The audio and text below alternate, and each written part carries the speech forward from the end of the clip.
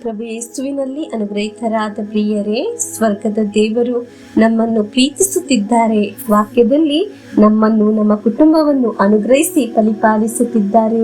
ಪ್ರತಿನಿತ್ಯ ವಾಕ್ಯ ಆಲಿಸುವ ನಿಮ್ಮೆಲ್ಲರಿಗಾಗಿ ಪ್ರಾರ್ಥಿಸುತ್ತೇನೆ. ನೀವು ಈ ಅನುಗ್ರಹ ಧ್ಯಾನ ಮಂದಿರಕ್ಕಾಗಿ ಪ್ರಾರ್ಥಿಸುತ್ತಿದ್ದೀರಲ್ಲವೇ?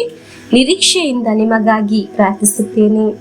ಪ್ರತಿನಿತ್ಯ ವಾಕ್ಯ ಆಲಿಸುವಾಗ ಯಾಕಾಗಿದೆ ನನ್ನ ಪ್ರಾರ್ಥನೆಗೆ ಉತ್ತರ ತಡವಾಗುತ್ತಿದೆ ಎಂದು ನೀವು ಯೋಚಿಸುತ್ತಿರಬಹುದು. ತಡವಾದರೂ ನಿನ್ನ ಪ್ರಾರ್ಥನೆಗೆ ಉತ್ತರವಿದೆ. ಹಲ್ಲೆಲೂಯಾ. ಪ್ರಾರ್ಥನೆಯು, ವಿಶ್ವಾಸವು ಎಂದಿಗೂ ಸೋಲುವುದಿಲ್ಲ. ದೇವರ ಅದ್ಭುತ ನಿನ್ನ ಜೀವನದಲ್ಲಿ ಸಂಭವಿಸಲಿ. ದೇವರು ನಿನ್ನನ್ನು ಸಹಾಯ ಮಾಡಲಿ. ಇಂದು ಆಲಿಸುವ ದೇವರ ವಾಕ್ಯ ಪ್ರೇಷಿತರ ಕಾರ್ಯಕಲಾಪಗಳು 28ನೇ ಅಧ್ಯಾಯ 4 ಮತ್ತು 5ನೇ ವಾಕ್ಯ. ಪ್ರಿಯರೇ, ಈ ವಾಕ್ಯ ಕಳೆದ ದಿನಗಳಲ್ಲಿ ನಾವು ಆಲಿಸಿದ್ದೆವು. ಮತ್ತೊಮ್ಮೆ ಆಲಿಸೋಣವೇ? ಪ್ರಿಯರೇ, ಈ ವಾಕ್ಯ ಆಲಿಸುವಾಗ ನಮ್ಮ ಜೀವನದಲ್ಲಿ ಅದ್ಭುತಗಳು ಸಂಭವಿಸುತ್ತದೆ. ದ್ವೀಪದ ನಿವಾಸಿಗಳು ಪೌಲನ ಕೈಯಿಂದ ನೇತಾಡುತ್ತಿರುವ ಹಾವನ್ನು ಕಂಡು, ಇವನೊಬ್ಬ ಕೊಲೆಗಡುಕನೇ ಸರಿ, ಇವನು ಸಮುದ್ರದಿಂದ ತಪ್ಪಿಸಿಕೊಂಡು ಬಂದರೂ ವಿಧಿ ಇವನನ್ನು ಉಳಿಸಲಿಲ್ಲ ಎಂದು ತಮ್ಮಲ್ಲೇ ಮಾತನಾಡಿಕೊಂಡರು. ಆದರೆ ಪೌಲನು ಹಾವನ್ನು ಬೆಂಕಿಗೆ ಒದರಿಬಿಟ್ಟನು. ಅವನಿಗೆ ಯಾವ ಅಪಾಯವೂ ಆಗಲಿಲ್ಲ. ಪ್ರಿಯರೇ, ಈ ವಾಕ್ಯ ಆಲಿಸುವಾಗ ಅಲ್ಲಿ ಉರಿಯುವ ಬೆಂಕಿ ಇದೆ.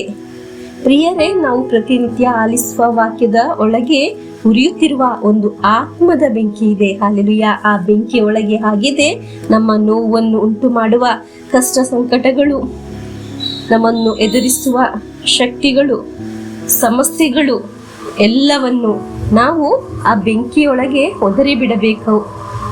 ಅಂದು ಮಾಲ್ಟದಲ್ಲಿ ಕಟ್ಟಿಗೆಯಲ್ಲಿ ಕತ್ತಿದ ಬೆಂಕಿ ಉಂಟಾಗಿದ್ದು, ಆದರೂ ಇಂದು ನಮ್ಮ ಭವನದಲ್ಲಿ ಉರಿಯುವುದು ದೇವರ ವಾಕ್ಯವಾದ ಬೆಂಕಿಯಾಗಿದೆ. ಹಲ್ಲೆಲೂಯಾ. ಆ ಬೆಂಕಿಯಲ್ಲಿ ಕರಗದೆ ಇರುವ ಒಂದು ಇಲ್ಲ. ಆ ಬೆಂಕಿಯಲ್ಲಿ ಬೇಡವಾಗಿದ್ದವನ್ನೆಲ್ಲ ಬೆಂದು ಹೋಗುತ್ತದೆ. ನಮ್ಮನ್ನು ಶುದ್ಧೀಕರಿಸುವ ಬೆಂಕಿಯಾಗಿದೆ ಅದು. ಹಲ್ಲೆಲೂಯಾ.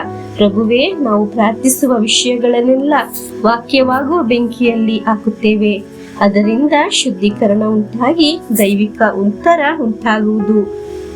ಅದೊಂದು ಅದ್ಭುತವಾಗಿ ಬದಲಾಗುತ್ತದೆ ಎಂದು ನಾನು ವಿಶ್ವಾಸಿಸುತ್ತೇನೆ. ಬೈಬಲ್ ಶ್ರೇಯ ಗ್ರಂಥದಲ್ಲಿ ಬರೆದಿದೆ, ನಾನು ನಿನ್ನ ಸುತ್ತ ಅಗ್ನಿಯಿಂದ ಒಂದು ಕೋಟೆ ಆಗಿರುತ್ತೇನೆ ಎಂದು. ನಮ್ಮ ಎಲ್ಲಾ ಸಮಸ್ಯೆಗಳನ್ನು, ಸಂಕಟಗಳನ್ನು, ಸಾಲಗಳನ್ನು, ನೋವುಗಳನ್ನು, ರೋಗಗಳನ್ನು ಎಲ್ಲವನ್ನು ವಾಕ್ಯವಾಗುವ ಬೆಂಕಿಗೆ ಹಾಕಿ ಪ್ರಭು ಯೇಸುವಿನ ಆಶೀರ್ವಾದವನ್ನು ಸ್ವೀಕರಿಸೋಣ. ಆಮೆನ್. ನಮ್ಮ ಪ್ರಭು ಯೇಸು ಕ್ರಿಸ್ತರ ವರಪ್ರಸಾದವು, ದೇವರ ಪ್ರೀತಿಯು, ಪವಿತ್ರಾತ್ಮರ ಅನ್ಯೋನ್ಯತೆಯು ನಿಮ್ಮೊಡನ ಇರಲಿ. ರೋಗದಿಂದ, ಅಪಘಾತದಿಂದ, ವಂಚನೆಯಿಂದ, ನಿರಾಶೆಯಿಂದ ಸ್ವರ್ಗದ ದೇವರು ನಿಮ್ಮನ್ನು ಅದ್ಭುತವಾಗಿ ಸಂರಕ್ಷಿಸಲಿ.